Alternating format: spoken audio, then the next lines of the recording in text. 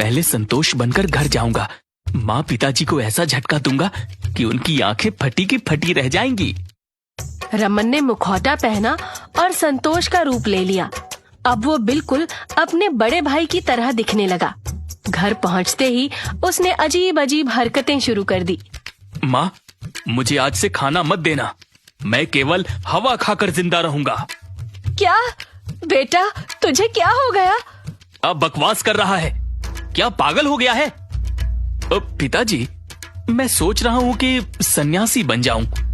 क्या रखा है इस दुनिया में। आप लोग भी मेरे साथ जंगल चलो, ये घर बेच देते हैं और सारे पैसे दान कर देते हैं।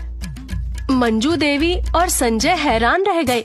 उन्हें लगा कि उनका बड़ा बेटा पागल हो गया है, पर तभी रमन ने अपना असली रूप धारण कर लिया। रमन, तू? अभी तो यहाँ संतोष था, ये क्या हो रहा है? माँ, ये मेरी नई कला है। बाबा ने मुझे ये जादुई मुखौटा दिया है, जिससे मैं जिसका चाहूँ उसका रूप ले सकता हूँ।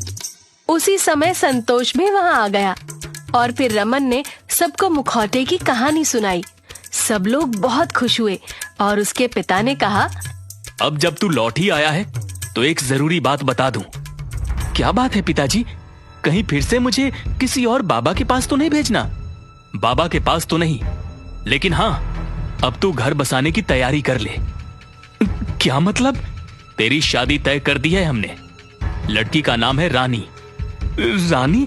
वही रानी जो हमारे मोहल्ले में रहती है, वही जो मोटी है? मैं उससे शादी नहीं करूंगा।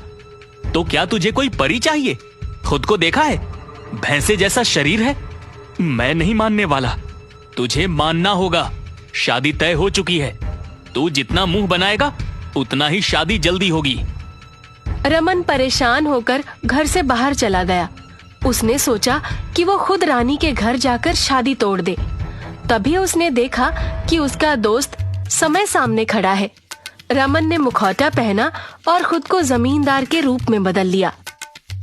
वो समय के पास गया। अरे लड़के, तेरी जमीन का कर लेने आया हूँ, चल पैसे निकाल। कौन से पैसे? कौन सा कर? बहुत होशियार बन रहा है, जल्दी पैसे निकाल, नहीं तो तेरी जमीन जब्त कर लूंगा। अरे जमींदार साहब, ये क्या बोल रहे हैं आप? तभी रमन ने अपना असली रूप दिखाया और जोर जोर से हंसने लगा। अबे, मैं हूँ रमन। ये कैसे किया तूने? बाबा ने मुझे ये जादुई मुखौटा दिया है, अब मैं किसी का भी रूप ले सकता हूँ। समय को यह सुनकर बहुत मजा आया। फिर दोनों मिलकर रानी के घर पहुँचे, पर वहाँ तो रानी के पिता और भाई ने उन्हें अंदर जाने ही नहीं दिया। मैं रानी से बात करना चाहता हूँ। शादी से पहले दूल्हा दुल्हन का मिलना अपशकुन है, ये हमारे घर का नियम है। अगर कुछ कहना है तो अपने पिताजी से कहो। रमन का सिर घूम गया। उसने सोचा कि वो शादी से बचने के लिए भाग जाएगा, लेकिन भागने से पहले उसने गांव वालों की नाक में दम करने की ठानी। वो मुखौटा पहनकर अलग अलग रूप लेने लगा। सबसे पहले वो गांव के प्रधान के रूप में भेष बदलकर हलवाई के पास पहुंचा। मिठाई में चीनी क्यों कम है? तेरी दुकान बंद करवा दूंगा। माफ कर दीजिए प्रधान जी। फिर वो एक महिला बनकर गांव के चौकीदार के पास आया। चौकीदार जी, आप बहुत सुंदर लगते हो, क्या आप मुझसे शादी करेंगे? अरे अरे बहन जी, मैं पहले से शादीशुदा हूँ, मान जाइए ना। गांव में हर तरफ हड़कंप मच गया। लोग सोचने लगे कि लक्ष्मण नगर में भूत प्रेत आ गए हैं। रमन ने मुखौटा पहनकर गांव के और भी लोगों के साथ मजाक करने की ठानी। उसने कभी पहलवान बनकर लोगों को कुश्ती के लिए ललकारा, तो कभी बूढ़ी दादी बनकर बच्चों को डांटने लगा। अरे कौन कौन है यहाँ जो मुझसे कुश्ती लड़ेगा? ना बाबा ना, मुझे माफ करो। तुम कहाँ से आ गए? मैं गांव का नया पहलवान हूँ, आकर अपनी ताकत दिखा। इसी तरह उसने सबको परेशान किया। फिर अचानक उसे अपनी पुरानी बात याद आई। उसने चंचल को शादी के लिए बोला था, लेकिन उसने उसके मोटापे की वजह से मना कर दिया था। ओह, चंचल ने मुझे ठुकरा दिया था, अब उसे सबक सिखाने का समय आ गया है। अरे कुछ गलत ना करना। कुछ गलत नहीं, बस तू देखता जा। रमन चंचल के घर उसके पति का रूप बनाकर पहुंच गया। चंचल, तुम आज बहुत सुंदर लग रही हो। क्या आपकी तबीयत तो ठीक है ना? अरे, तुम्हारे बिना रह ही नहीं पाता। आओ, बाहों में आ जाओ। ए जी, आपको क्या हुआ है आज? सुबह तो मुझसे लड़कर गए थे, इतनी जल्दी वापस आ गए और ऐसी बातें। खैर, अच्छी बात है। चंचल खुश होकर बात करने लगी, लेकिन तभी उसका असली पति घर आ गया।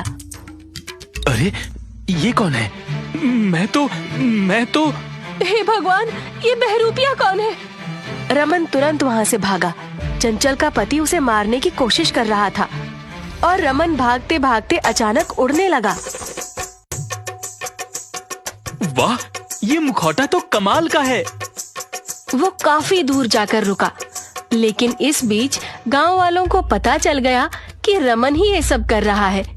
जब उसने फिर से किसी के साथ अजीब हरकत की तो लोग गुस्से में उसे पीटने लगे।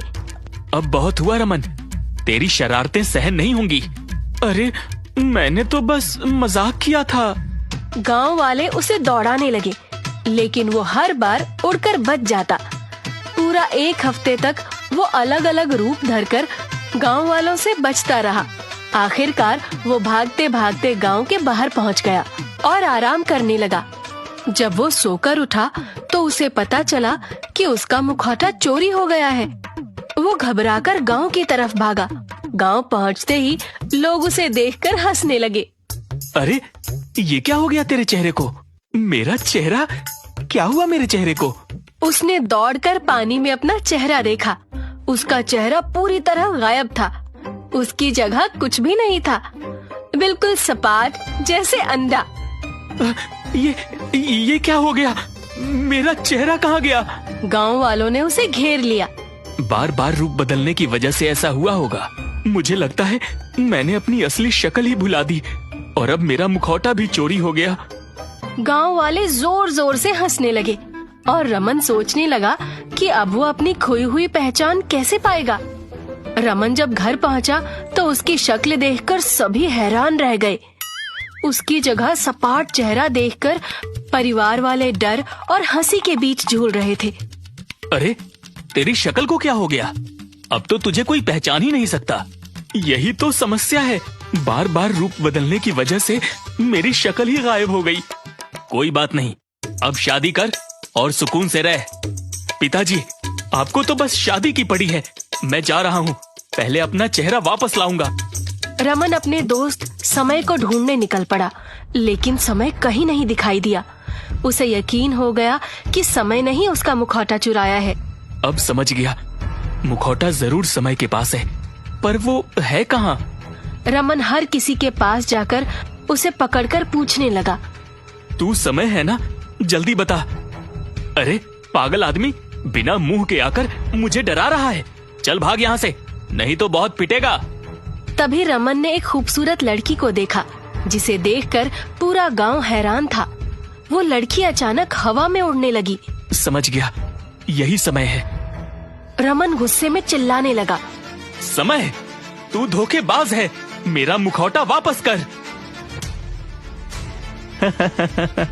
अब ये मुखौटा मेरा है। लेकिन तभी समय उड़ते हुए एक चिड़िया से टकराकर नीचे गिर पड़ा। अरे धोखेबाज, दोस्ती के नाम पर धब्बा है तू। धोखेबाज तू है मोटे, अकेले अकेले मजे ले रहा था। तभी वहाँ वही बाबा आ गए जिन्होंने रमन को मुखौटा दिया था। तुम में से कोई भी इस मुखौटे के लायक नहीं हो, इसे मैं वापस ले जा रहा हूँ। बाबा, कम से कम मेरी शक्ल तो वापस कर दो, मैं अपनी असली पहचान भूल गया हूँ। अब तू इसी अंडे जैसी शक्ल के साथ रह। रमन के सपाट चेहरे को देखकर गांव वाले जोर जोर से हंसने लगे। गांव के ठहाकों के बीच रमन को अपनी गलती का एहसास हुआ। ये सब मेरे मजाक और झूठ की सजा है, अब मुझे इसी तरह जीना होगा। गांव वाले हंसते रहे और रमन अपने सपाट चेहरे के साथ घर चला गया।